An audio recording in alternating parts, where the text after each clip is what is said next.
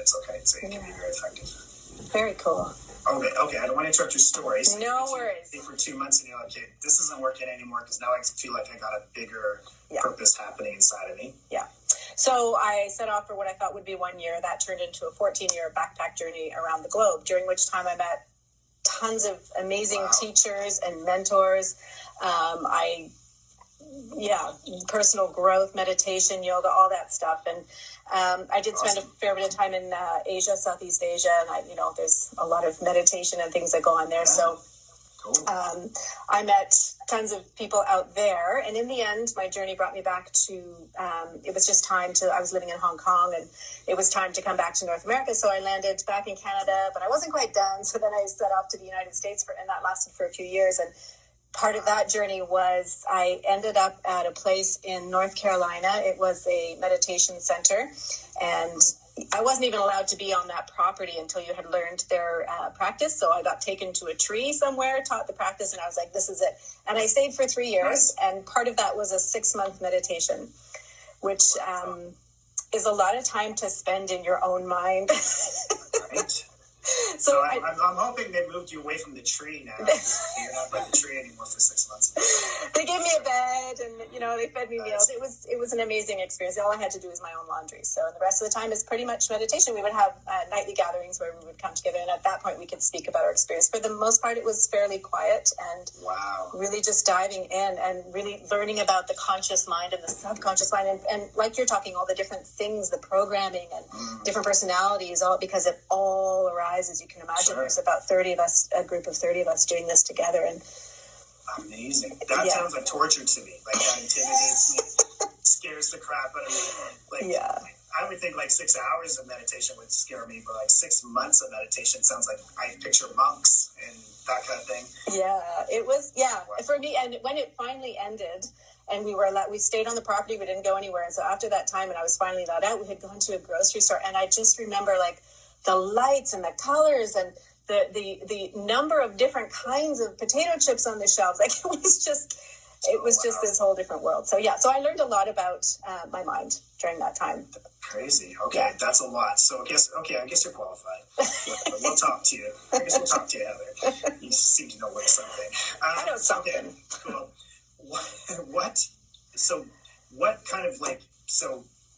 What led you specifically to this? Then, like, why this? Out of university, everything you saw all over the world, what was it about this that was like speaking to? Yeah, again, for me, it really was about an intuitive knowing. It was like, something knocking on my soul. I worked and I, did waitressing and I did my office work and things like that to make money. But there was always this desire to learn more about the inner world and the connection between the inner world and the outer world. And so, a lot of reading, and just like I said earlier, when I was in London, just meeting different people that had a different and much broader perspective on life than what I had seen in my upbringing, right? Nice. Yeah. Okay. I don't know a lot about meditation. I don't know a lot about mindfulness. I mean, when I was growing up in the 80s, these were just words that were being introduced. Like, I don't even know if this was a thing yet. We're just kind of introducing it. What's the difference between meditation and mindfulness? Yeah, excellent question, and an important one. So mindfulness for me is really, it's about the presence that you bring to every moment, right? And so the way I think about it is it's mindful. So what is your mind full of? Where are you putting your attention? And so it's really learning to be aware as we navigate through life, conversations, experiences. What are you putting your attention on? And we have the ability to, through meditation, which is the vehicle and the practice by which we learn to step beyond being controlled by our thoughts to that place that's beyond the thoughts, where you can be the observer and the witness and not be pulled back and forth and here and there and spun around in the same stories that we always hold in our mind. So mindfulness is the influence that we bring to our mind, whereas meditation is a little bit more of the vehicle or the intention that we have. It's the practice that we use to help build the mindful muscle, if you will. Because it is a muscle, right? We can go through life and not do any of this. Or you can go through life and do a little bit of it. Or you can go through life and you can really learn about your mind and how to work with it. That's really cool.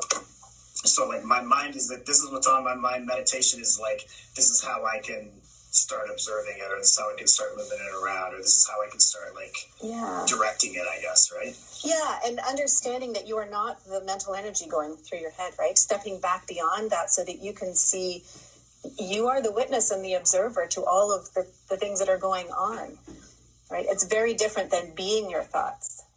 Right? Okay. Now,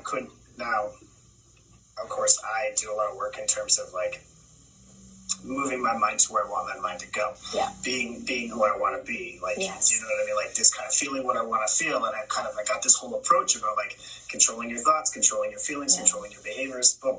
And does that fall in line with that? To a degree, absolutely. I mean, I think that's very important work. But the other piece of it for me that I play with is oftentimes it's absolutely important to learn how to direct your mind, to be the master of your mind, right? But if you have an experience of life, you have an awareness, then that's all you have, right? We can only conceive of what we can conceive of, what we have learned or is in front of us or is in our past, right? And so meditation for me is really about being able to step to that place again that's outside of all that, so that a broader and bigger picture or perspective or information can come to me, things that I might not conceive of if I'm just using the information that I currently have in my being. Okay. If that makes sense. Okay. Yeah. So one's like talking and one's like listening. Yes, absolutely. Yeah. Meditation is very much about listening. Yeah. Okay. And where like mine seemed like more like I'm telling, like where the other one is more like, oh, I'm listening. I'm listening to what's happening. Yeah, but I hear you, and I would agree with that, except they also work in tandem in my opinion, because we have mental energy, right? We don't stop it. We don't make it go away. It's a normal part of who we are, but we do learn to harness it. And so when you get sort of a download or some inspiration to take some action and do something, it's very common for the mind to step in and say, no, I can't do that, or that's not me, and all these different things. So the awareness, the meditation is being aware of those aspects of ourselves that hold us back from the flow of information that's coming to us or the action that you want to take. And so you are directing your mind in a sense, but you're directing it away from the noise and to that place where you witness and say, oh, there's that thought again, that part of me that thinks I can't do it. Oh, that's just a thought, right? You don't empower it anymore. Interesting. Okay. That's cool. How long does it take? like we're talking, like when we talk about anxiety, I think, man, that's hard for me to slow myself down. It's hard for me to slow down, to kind of do this. Like when you were saying, like, oh, I have 6 months. Yes. You know what I mean? Like, especially like there's just so much stuff around. I'm a little intimidated by it. It's a little bit kind of like, I think it leans spiritual sometimes. Like it leans in these different places. So you're almost like, should I do that? I don't know. Should I do that? Yeah. Like it's kind of like I don't really know. So then and then I'm kind of like, I read your website. I kind of read some stuff about you and all that, and I was just like, this just seems down to earth. This just seems like this is just a human thing to do, and it wasn't necessarily overtly spiritual. It wasn't like all these other things, which kind of would keep me away from it. It was like, so that kind of bumps into those myths you were talking about. Right? Awesome. Yeah, that's exactly it. And I think that there's a danger in turning it into something, because as soon as you turn something into something, then it has a box and that's what it is, and it can't be anything outside of that, right? Yeah, like the stigma, like I was saying, there's a stigma, and I'm like, there's a stigma. There are stigmas about everything. Yes. So there's, I guess there's stigmas about this too. You must bump into that a lot. Do you feel like that's part of it? Like you have to almost break down that at the beginning? Yes, absolutely. And it's a hard sell. You say the word meditation and 50% of people are running for the hills. Okay, fair. These people that are following us today, they're not running. They're here. Awesome. They're here to see you. So this is good. So you don't have to sell on us today. We'll be okay. They definitely want to learn more about it. What do you think is like, I'm thinking, what's the best benefit? Because I know you do this for a living, and I am going to promote your business, which seems weird, but no, I'm just like, if you can help people heal, great. But what do you think the best benefit is to meditation? Is it self-regulating? Is it just kind of breathing? Like, what do you think that is the best thing? That's a great question. It's hard to narrow it down to one. For what I see are many, many benefits. But I mean, you can narrow it down to the physical. So the breath is bringing the external through the inhale into our body, and the external is connecting out. So it's bringing the internal world and the external world into a flow. And really, for me, the highlight, if I will, is being in flow. It's about your intuition speaking to you, and you being open and present enough and mindful enough to catch the nugget of information, however it comes to you, so you can then take action in the world. And so I'd say that that's a pretty big benefit. So it's not about sitting still. It's, flow is beneficial. Like, I mean, you mentioned flow a few times. I was talking to another client. She happens to be on here today. We were talking about chakras. Again, one of those kind of words that people use that are like, what, chakras, what? Okay, put your beads away. But it's just like, but the reason why I first originally started talking to her about it was because in trauma, which is I do a lot of trauma work, I often ask people, can you close your eyes? Can you tell me where you feel that? Can you tell me this? And I often get, I feel it right in my throat. Yeah. I feel it right in my chest. I feel it right in here. So later, through some connections I had with somebody through Instagram, ironically, a psychologist in England, she sent me this thing about chakras, and it just so happened to be like these different parts of the body where we hold trauma, where we hold what she would call energy. And then so today this client was saying she didn't have flow. She didn't have flow. She wanted to have a voice in a relationship. She didn't have a voice in a relationship. She wanted to feel powerful in the world. She doesn't feel powerful in the world. Is this what you mean by the flow? To a degree, yeah, absolutely. So flow is an energetic thing, whether it's like a physical blockage in the body, whether it's a physical or a mental blockage in the mind. And just being able to flow with what you want and what you desire in the world. And in order to take the right action, the aligned action towards the thing that you most desire, you need to be in flow. And so meditation can really help with that for sure. And the breath, yeah. Oh, that's awesome. Yeah. That's awesome.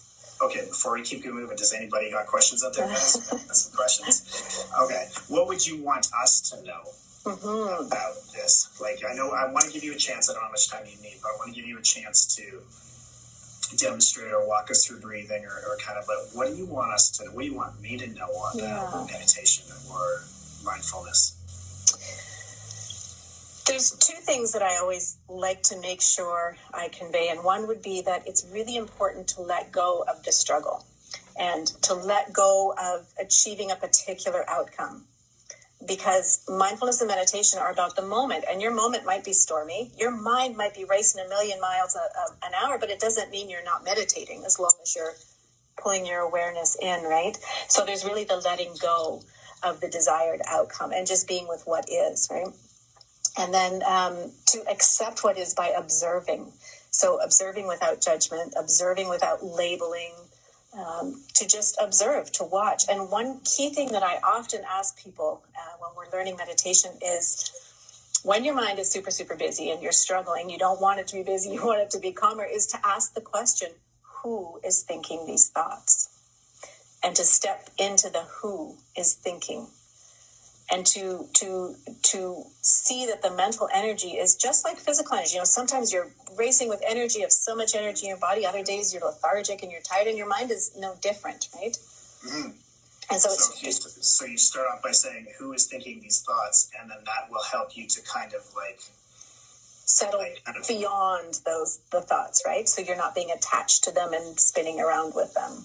Okay, making yourself super present. Yeah. So then when I'm super present, now I'm Kelsey saying, can you tell me if there's specific kinds of meditation directed towards certain situations and feelings? Right. Okay, so we'll remember that question, Kelsey. You're saying, so first I gotta get who's thinking these thoughts, and then I become present, and then I'm like, I don't have an outcome. I just go in there, I look around, I see what's going on, then I see what's going on, then I find a box in my closet, and I'm like, oh, yeah. And then I'm not supposed to judge that box. I'm just supposed to like, look at it's interesting box, and then from there I imagine there's something more like this is like opening the lid and pulling it out. And letting go of yourself. Letting go of any judgment that you have about the fact that you looked in the box or you were hanging out with the box or whatever. So the very simple and basic example that I often start out with is that you allow your thoughts to be like clouds. And so if you imagine you're lying out on your lawn and you're looking up at the sky on a blue sky day that has white fluffy clouds, those are your thoughts. And so when you're watching clouds, you don't grab onto one and follow it from one part of the sky all the way over to the other. You watch the next cloud come. And so it's like cloud watching, right? And those are your thoughts. Now, there are days where the clouds are black and furious and storming, but you learn to watch them.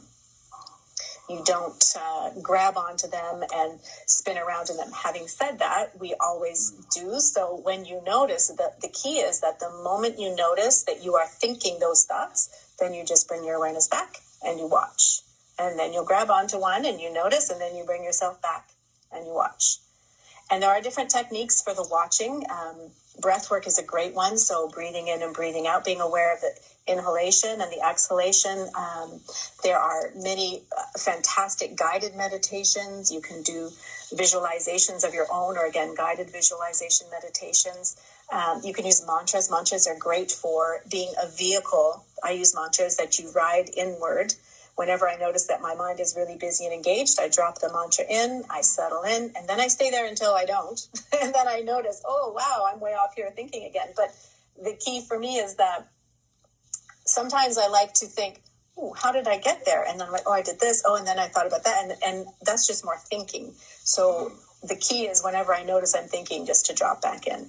Just to drop back in. Yeah, use the mantra. So I'm a big fan of mantras. Okay. Yeah. Okay, that's cool. And so, but you're saying mantras are just kind of like making you more present. Yes, they're the vehicle to bring my awareness inward. Yeah. Okay. Exactly. Okay, I kind of relate to that when you're saying that. Okay, can you tell us if there's a specific kind of medication directed towards certain situations or feelings?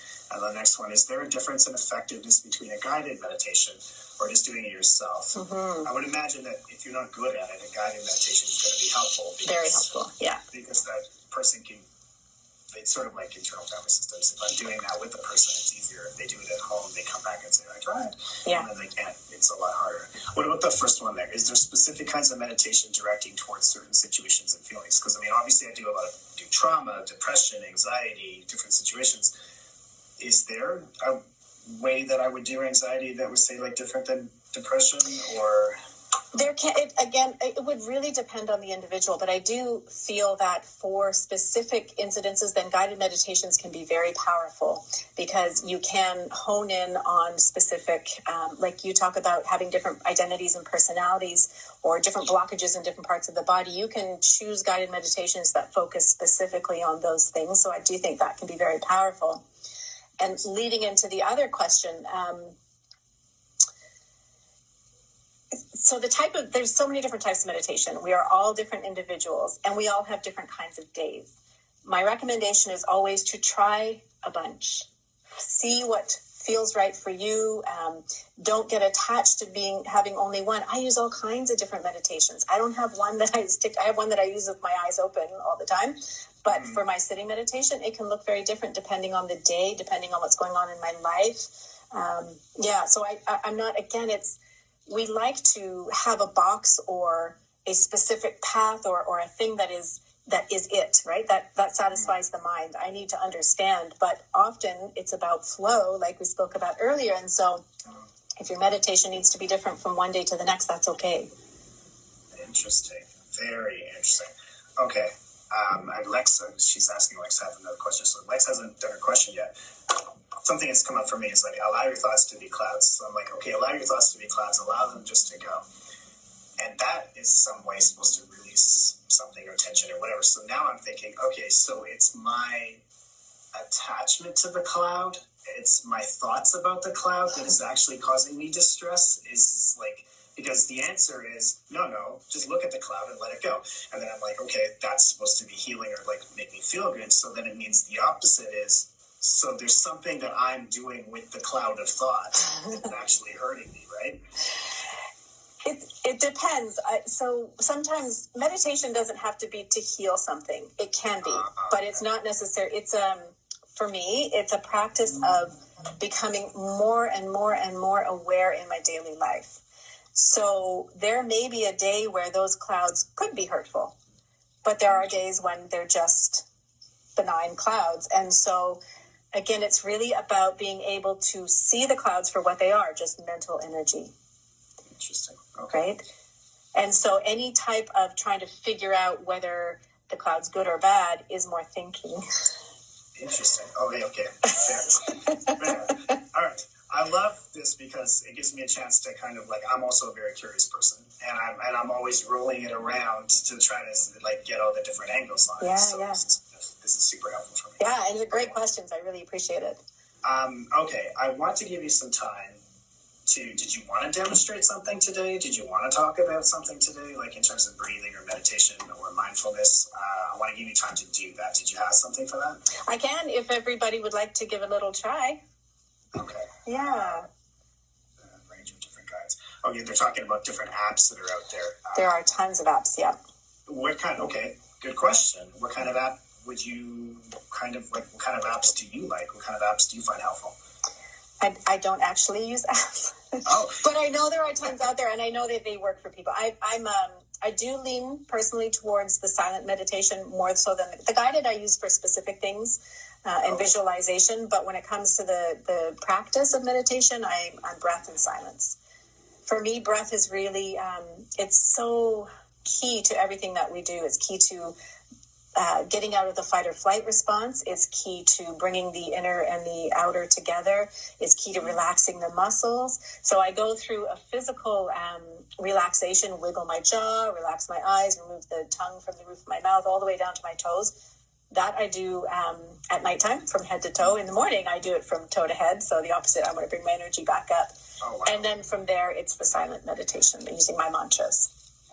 Very cool. Yeah.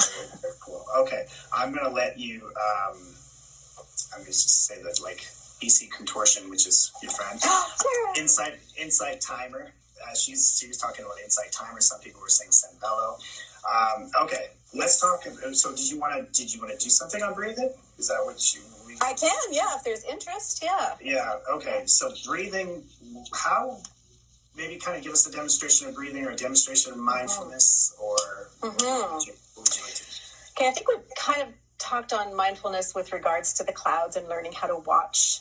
So for breathing, I will recommend, no matter what type of meditation you choose, whether it's guided, visualization, all on your own, not just whatever it is, that you start with the breath, because again, we've talked about the importance of relaxing the body. And it's also a really good and simple way to meditate, even if if you're having a really bad day and you're really spinning out, go take 2 minutes outside and do this breath work to help relax your body. Because as you relax your body and your nervous system, then your mind can also follow suit to relax, right? Yeah. We have a ton of anxiety. Breathing is the first thing that we abandon when you're anxious, right? Yeah. The shallow breathing, the quick breathing, the heart racing, the fight or flight response, and reversing fight or flight when you're anxious is a very hard thing to do. Yeah. So hopefully this is going to be something super helpful. Awesome. So the first thing I do recommend is just to be really comfortable. I don't care if you're sitting down, lying down, standing up, washing dishes, wherever you're at, right? There isn't a specific way you need to be. If you can have a straight spine, that's great. But if you can't and you're just feeling like you need to slump, that's okay too. But when it comes to breath work, you do want to be as straight as you can, just so that you can allow the belly to fully open and relax. So breathing for meditation and relaxation always starts with inhaling through the nose. Now, I always begin with breathing in through the nostrils, both nostrils open, and I try to let my awareness rest on the sensation. What does the breath feel like? So I'm not labeling it or judging it. I'm just noticing. Is it hot? Is it cold? Right? You just notice what's happening. So breathing in through the nose. And for the first 3 breaths that I do, I always exhale through the mouth. And that just really helps to release and let go. And then after that, inhaling and exhaling is always through the nose. But the key is exactly what you said earlier. So the breath starts at the nostrils. It comes down through the sinus cavity and into the chest. And usually that's where we stop. And important breathing is taking it all the way down to your belly, all the way down to your pelvic floor. And particularly for women, we're often taught to hold your belly in and look a certain way. And this is where you really just need to let your belly expand as much as you can. So as you inhale through the nose and you allow your chest to fill and you allow your belly to relax and open and you feel and you bring the breath with your awareness, you tell your mind to bring the breath all the way down to your pelvic floor, and you're expanding your belly, and you hold it for just a moment before you release, and then you release it back out in the opposite direction. So the belly comes in, then the chest relaxes, and it comes back out. So that's really a holistic flow to breathing. And I also take it a little bit farther sometimes, where instead of just to the pelvic floor, I actually try to bring it down to my toes. So yeah, a little bit further. So just really being aware that, I mean, oxygen's all around us. Water is also good, Ken. I got liquid water. I don't know what I'm joking on. Sorry. Nice. Okay, so you're basically like the first 3 breaths, you might have to take over. The first 3 breaths are like breathe in and then breathe out of your mouth 3 times. And I guess that's just to sort of set a rhythm. And then become mindful and maybe become present. And then after that, it's kind of like hopefully you're going to hit a flow. Yes. And in those first 3 breaths where you inhale through the nose and out through the mouth, it's okay to make a sound or a sigh or whatever wants to come out of your throat with that breath. But the other piece is you want to bring your belly button back in as far as you can towards your spine, because you're actually exhaling out toxins and things that your body doesn't need anymore, right? So it's a cleansing and a clearing as well. Can we say something to ourselves? Sorry. It's okay. Can we say something to ourselves when we do this? If you can be silent, great. If not, the good thing to do is, now I'm breathing in. Now I'm breathing out. So it's silent in your head, and you say those words to help train your mind or focus your mind on the activity that you're engaging, so that you're not spinning off in other places, because it's easy to breathe and forget, right? Yeah. So if you need assistance focusing your mind, it's now I'm breathing in. Now I'm breathing out. And if your mind wanders and you notice your mind has wandered, now I'm breathing in. Now I'm breathing out. Okay. And I'm not paying special attention to my body. I'm not paying attention to anything really. I'm just trying to be like just kind of catching the flow of it. Yeah. Let the breath fill your body and squeeze the breath back out. Pull your belly button in towards your spine to really push that exhale out. And if your shoulders are hunched, if you notice, you relax them. If your belly is clenched and tight, you notice and you relax it. If you notice that your jaw is suddenly a bit tighter, you notice and you relax it. Nice. If you find your ears are crunching up, you relax them. Okay. That was another thing somebody had said a minute ago, right there, Kelsey. She's saying like, hey, sometimes, I know I'm guilty of this for sure. I would walk around with my shoulders like this, and I had a person in my life that said like, Ken, lower your shoulders. Like, I'm just fully unaware of the fact that I'm so tense. I'm fully unaware of like my shoulders being tight or my jaw grinding or something, or not really feeling relaxed until I'm relaxed, and then I realize how unrelaxed I was. Is there something you can almost do, like, to kind of combat that? Yeah, so I think I mentioned this briefly, that before I start the breath work, I do just a mental relaxation. It's called Yoga Nidra, where you consciously bring awareness to every muscle in your body. So I'll start with the eyes and the nose, the tongue in my mouth and my jaw, and just consciously telling those areas to relax. So we talked earlier a bit how, being mindful is what your mind is full of. So if your attention is on, I'm going to relax my jaw, your body follows suit, right? The mind is the driver and this is the vehicle. So your mind is telling. So it's not even that you actually go in there and consciously do it. You can wiggle your jaw, but it's also your mind is telling the jaw to relax. So the jaw relaxes, right? The mind is telling your throat to open and release. It opens and releases. Your mind tells, now I'm relaxing my shoulders. So your body listens. Do that throughout the day, right? With the shoulder. If you're a clencher in your jaw or your shoulders, and throughout the day you just take a moment, oh, my shoulders are, relax your shoulders. Take a nice deep breath in through your nose and out through your mouth. Then you're present and you're relaxed and your shoulders are down. 5 minutes later, your shoulders are hunched up. You start the process all over again. Yeah, because you just don't, and that's becoming more mindful of what your body's doing. Yeah. Exactly. And the more you do it, the more natural it becomes, naturally present, the more natural it becomes, right? It becomes less of a thing you do and more of a way that you be. Mm-hmm. Right? Yeah, of course. Like, I guess like anything, like practice things you're doing subconsciously. I guess you start to subconsciously do that, right?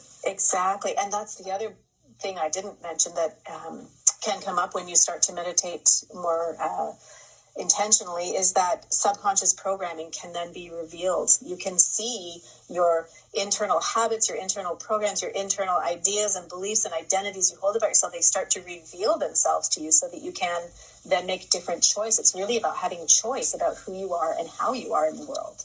And oftentimes when you don't have that awareness of the subconscious, you don't have a choice. You're simply run by that programming, right? Yeah, because you're just running and running. Like, yeah exactly. Subconsciously, I'm just kind of doing the same behaviors I've always done forever because that's my armor that I built up when I was a child, and all of that. Now that's the piece that speaks to Ken, of course. Because Ken does more of that than the breathing thing. Right. So, but you also do that stuff. Like, I do, yeah. That's part of your thing, right? Like when I was reading this, it was just like, so I'm just going to kind of read what you wrote. It's just like process guides clients to clarity and alignment through revealing deeply held beliefs, old identities that no longer serve you, and rewiring your mindset to adopt new habits and support growth. So this is like, I think I also saw something as like going after those childhood things, going after that stuff, right? Yeah, the programming. So there's a step here. This is like clouds, and then there's like this stuff here. So how does that go? Yeah, that's the coaching. So that's where I work one-on-one usually with an individual to really clarify.